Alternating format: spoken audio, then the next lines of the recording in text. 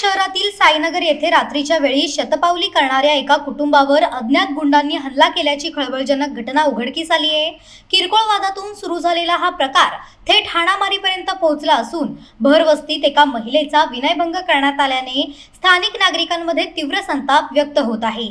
मिळालेल्या माहितीनुसार तक्रारदार आणि त्यांची पत्नी 10 मे रोजी रात्री 10:30च्या सुमारास आपल्या सोसायटीच्या परिसरात शतपावली करत होते।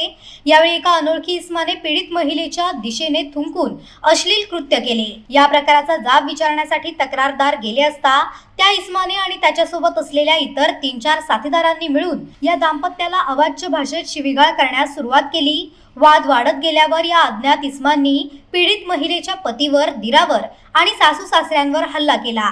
या झटापटीत एका आरोपीने पीडित महिलेला अश्लील स्पर्श करत धक्काबुक्की केली, ज्यामुळे त्यांच्या मनास लज्जा उत्पन्न झाली।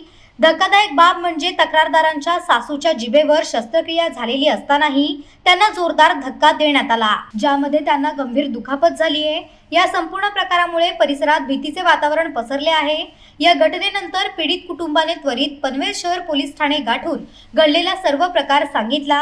पोलिसांनी या 4 अज्ञात इसमांविरोधात गुन्हा नोंद केला असून सोसायटीच्या आवारात अशा प्रकारे महिला असुरक्षित असल्याने स्थानिक रहिवाशांनी चिंता व्यक्त केली असून पोलिसांनी या विकृत मनोवृत्तीच्या आरोपींचा तातडीने शोध घेऊन कडक कारवाई करावी अशी मागणी केली जात आहे।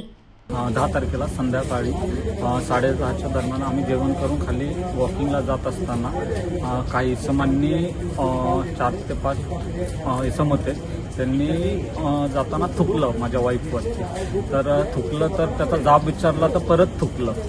तर त्याच्याबद्दल आम्ही कंप्लेंट करायला पोलीस स्टेशनला जात असताना 15-1 जणांनी आमच्यावर हल्ला केला।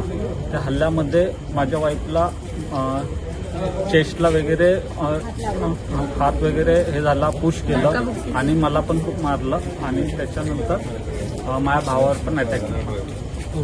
पनवेल, नवी मुंबई आणि रायगड जिल्ह्यातील ताज्या बातम्या आणि नवीन घडामोडी पाहण्यासाठी सबस्क्राईब करा कोकण संध्या न्यूज।